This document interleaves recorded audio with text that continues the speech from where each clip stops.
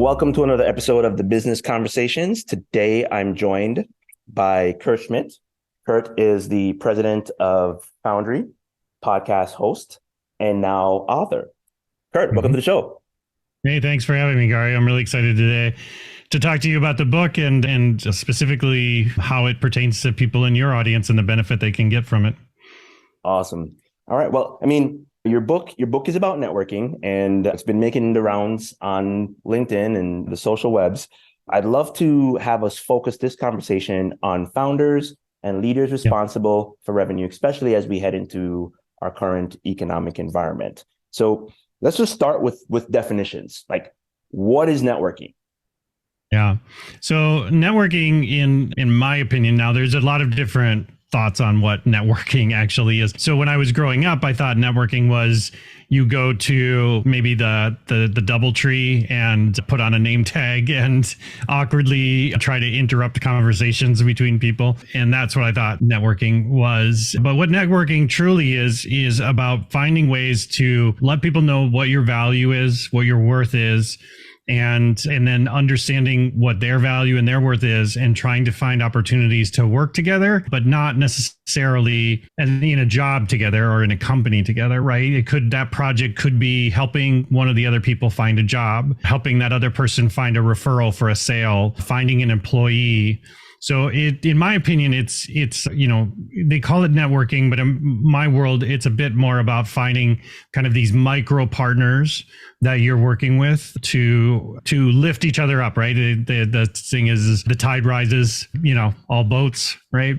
So that's how I define networking. Awesome.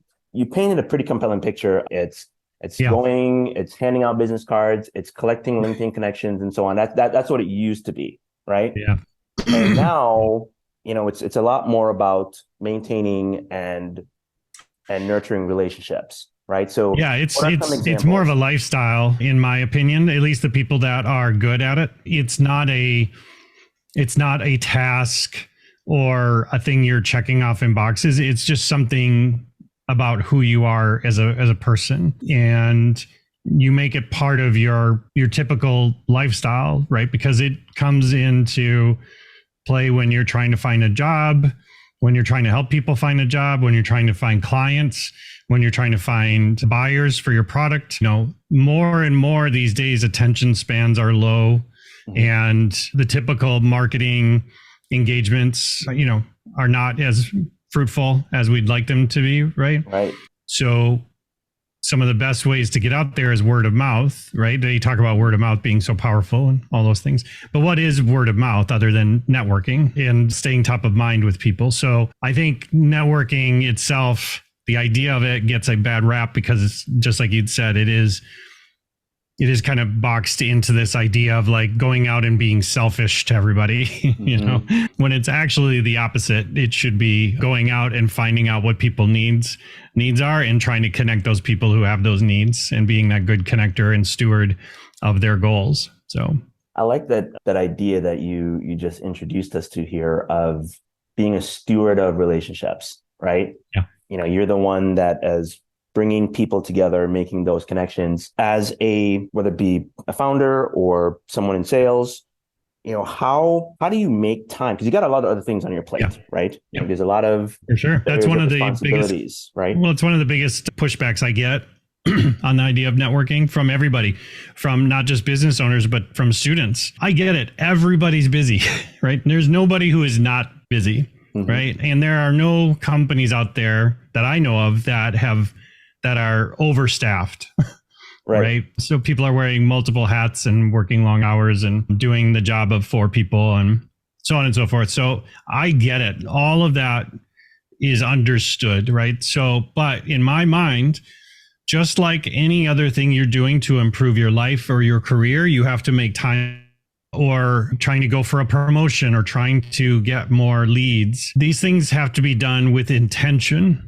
And networking is very similar to it. You can't do it without intention. So when I say intention, that naturally leads me to systematizing the idea of it, right? So a lot of people think networking as something that is more organic, and it is when you're in the middle of it, but the idea of everything around it and the process of networking is just can be automated and can be tracked and measured just like any marketing campaigns or anything else.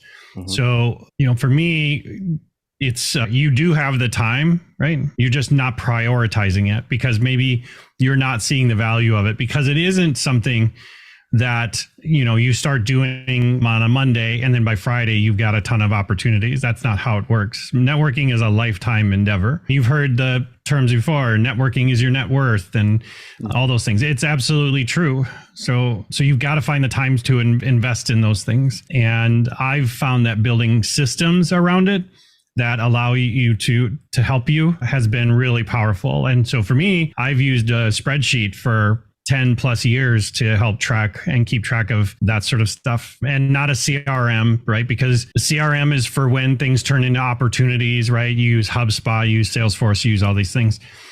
Those things are systems for tracking sales, but we need systems for our own personal growth. So yeah, long-winded answer to use a system that'll help you find the time you need. No, I think that was a necessary point to double click on, because again, this misconception of, how do we essentially collect people, right? But you have to continue to invest in those relationships over time. Yep. The typical response, specifically for, sales folks that are, and, the classic thought process of a salesperson is, prioritizing the people that can lead to opportunities, right?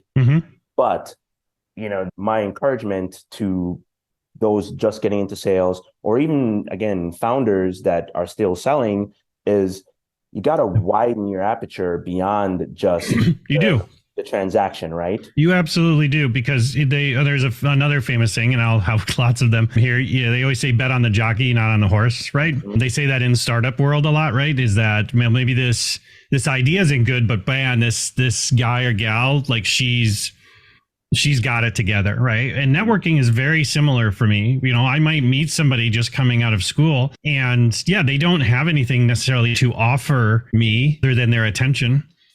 But you never know. Like I've had those things where 5 years later, they're hiring my company, because I did some initial coaching with them around their career, maybe introduced them to somebody who introduced them to somebody who introduced them to somebody who gave their resume to somebody and they got a job. So again, it's long-term. It's more like stocks, it's not like gambling. Right. Which some marketing is gambling, right? It is kind of pulling the slots and saying, is this going to work? We're going to launch this campaign. Hopefully you tested it. Hopefully you're doing A and B.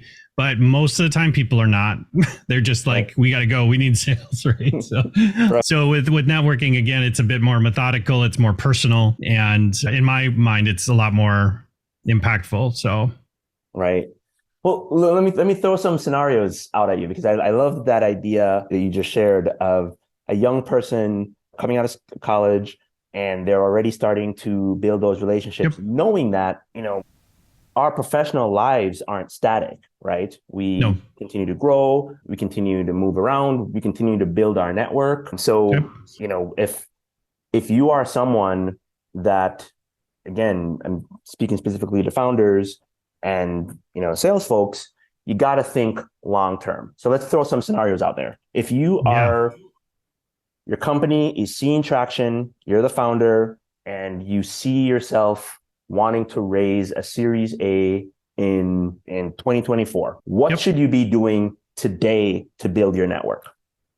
Yeah, well, so when you're first starting to build a network, talking to the people that you think you should talk to is really hard, right? So things I coach people on, right, is that when you're initially building your network, you want to talk to people who want to talk to you, not to people that don't want to talk to you. So when I was building sales for Foundry in the beginning, I was trying to reach out to our target customer a lot, but they were getting inundated by tons of messaging, right? And so I couldn't cut through the noise, right? We were a small company at the time. I couldn't offer, big logos and big discounts and offshore, deep tech stack and tons of UX experience at the time, but we had a solid team and we could do great work. So it was very frustrating for spending all that time trying to reach out to people that did not want to talk to me, right? So I can imagine, just like a startup person, you're pinging VC people, all this stuff. They're getting pitched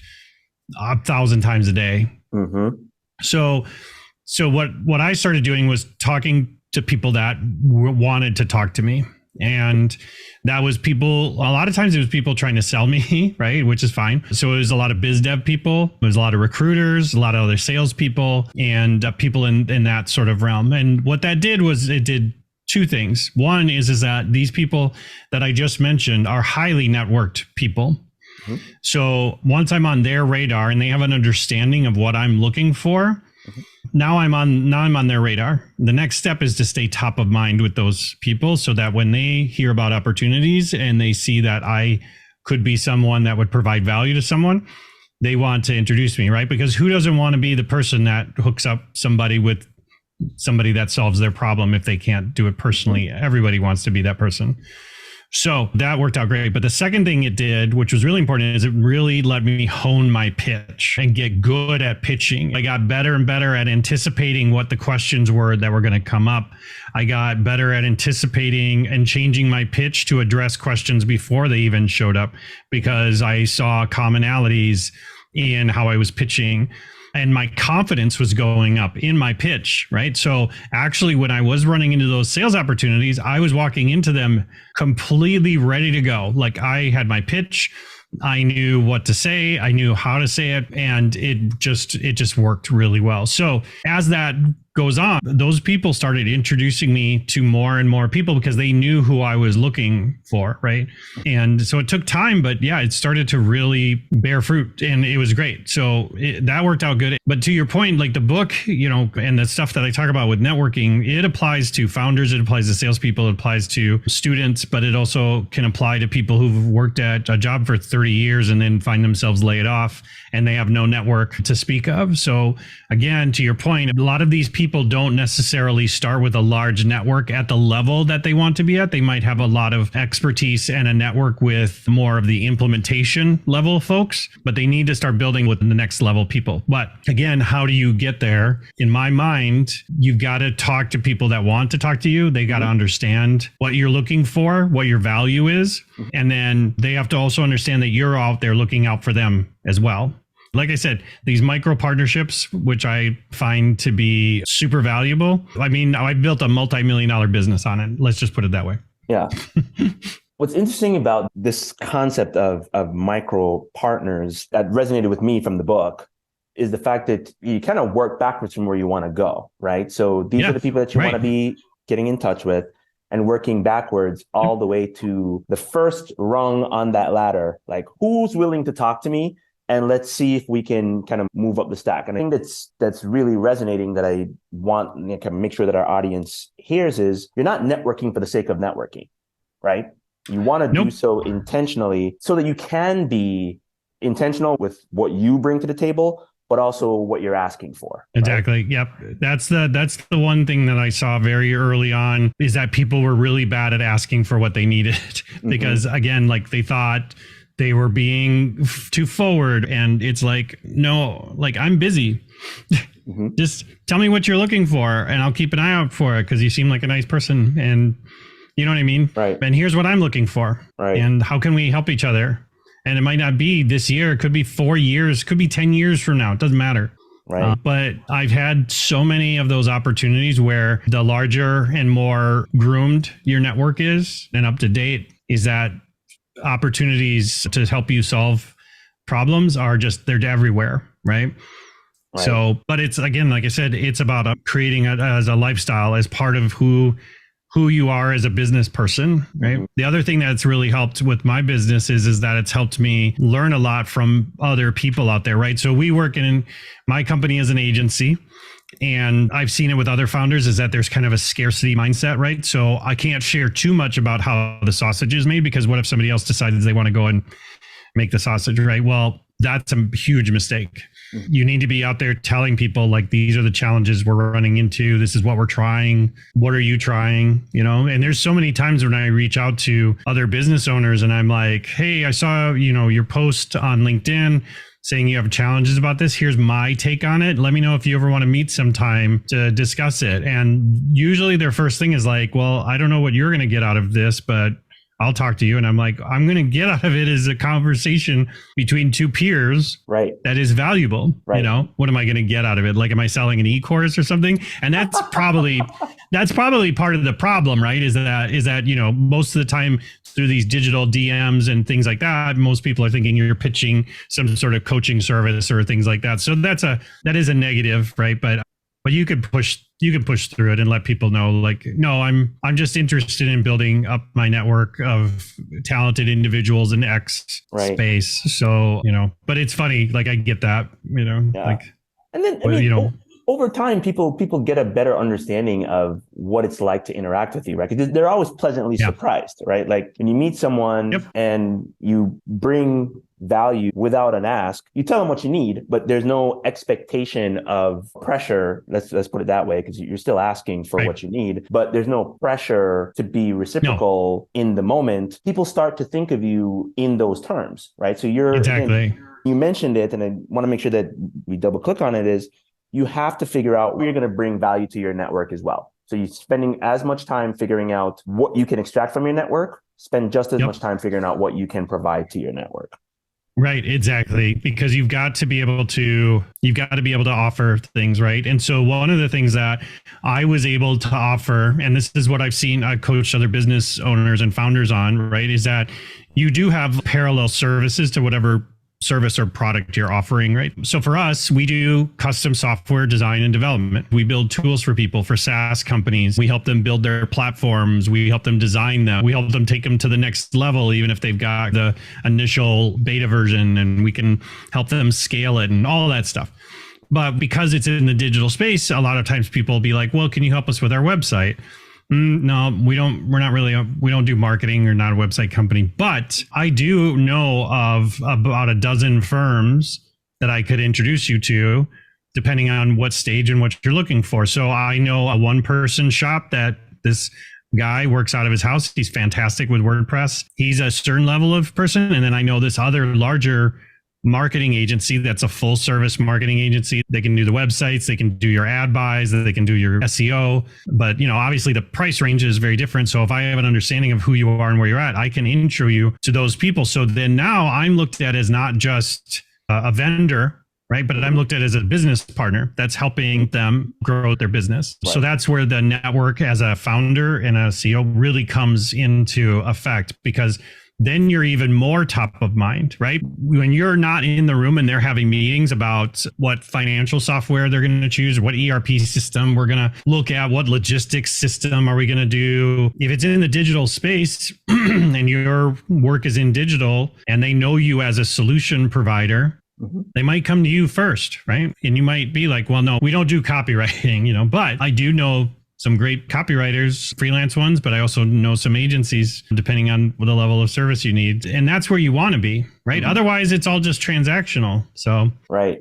Again, this idea of a micro partner, especially if you're in sales, it's much easier to get a phone call if people know exactly the value that you can bring to them, right? Like to get your phone call returned or your LinkedIn message returned. So it's a good segue into this next section. You can build those relationships one-to-one, and you know exactly who you want to be connecting with and where you're trying to network into. But how do you represent yourself? Like, how do you show up? Like you and I, we joke about the whole boom of personal branding. So I was interested to hear how you were going to talk about it in your book, because it's necessary, but it's gotten such a bad rap. And I absolutely love the way that you framed it in your book of, personal positioning. So let's talk a little bit about that. What is personal positioning? Yeah. So personal positioning is a way for me to take back the thought of personal branding and stealing it back from the idea of influencers and people that are famous just for being famous and all the bad connotations that personal branding has with it. Your personal positioning is just like you position any business that you have, right? You have to treat yourself as a business, right? So how am I positioned in the market? How am I positioned in a way where people know what my value is and what value I can provide them? And if I'm not intentional about that, then it's just like any other organization, right? People get confused on who you are and what to go to you for, right? So I don't have people coming to me saying, hey, we really are interested in some cloud architecture. Can you help us with, like, I'm not the cloud architecture guy. And that's on purpose, because I've positioned myself in the things that I am good at. The things that I understand, the things that I have experience in. And so I push out content or updates or things in a public way, whether it be in social or speaking events or networking events or in client meetings and things like that. Now, those things don't necessarily have to be completely tied to the product or service that I offer. Right. So like, for example, my podcast that I do is about growing as a leader. We do talk about software and we do talk about design on the show, but it's not a show about design and software because I have a company that does that. So me doubling down and talking about software and design all the time is not of interest to me. Right. We're all much more than what we do for work, right? Right. So for me, it's been of real value because I use it as a platform for learning.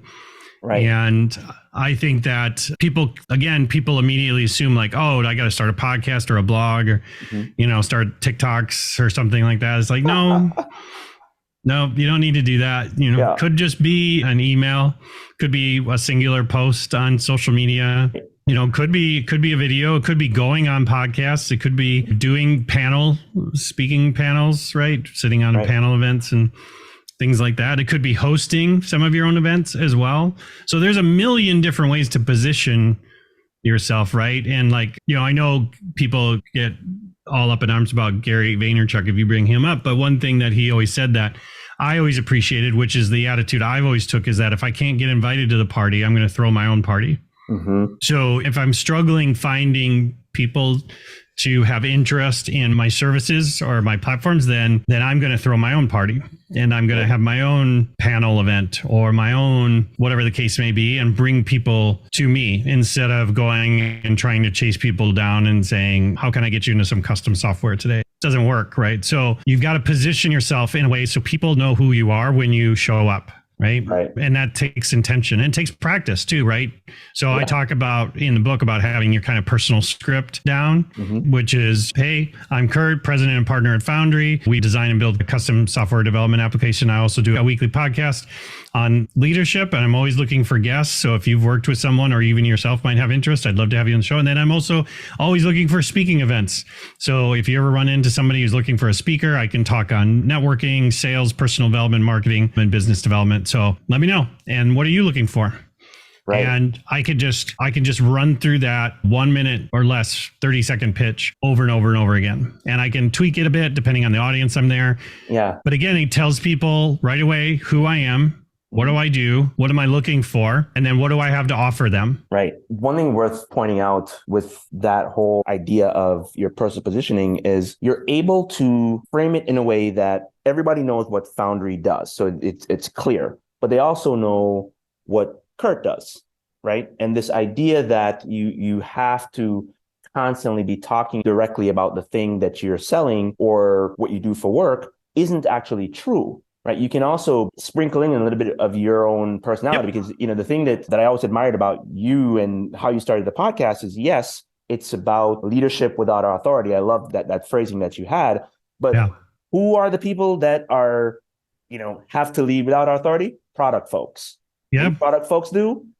They build software. Right. Yep. Right. So there's, it takes some time to really think it through, be intentional. Yep. But when you do, you have it down, you essentially have the blueprint to accelerate whatever it is you're trying to accomplish. Exactly. Because to your point, that product person might not be my buyer for what we do. Mm-hmm. But for me, as a person who has been an implementation person for a number of years in his career, I empathize with their position, and I have great conversations with those folks, and I learn a lot from those folks.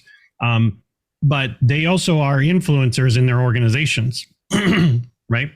Yeah. So if I show them value, who's to say in a meeting when they're deciding on how they're going to release these new feature sets or how they're going to achieve this aggressive roadmap that they have for the next year, mm-hmm. maybe they want to meet with us and just learn about our capabilities. We could be a consideration because I've already delivered some sort of value to them earlier on. Right. And it might not be value exactly to your product, but it might be value to you personally, to your career, to your position in the organization, mm-hmm. A million different things. Right. Yeah. And it's fun to do. It's not salesy. It's fun. Like, I learn from people's experiences. It's great. I enjoy it.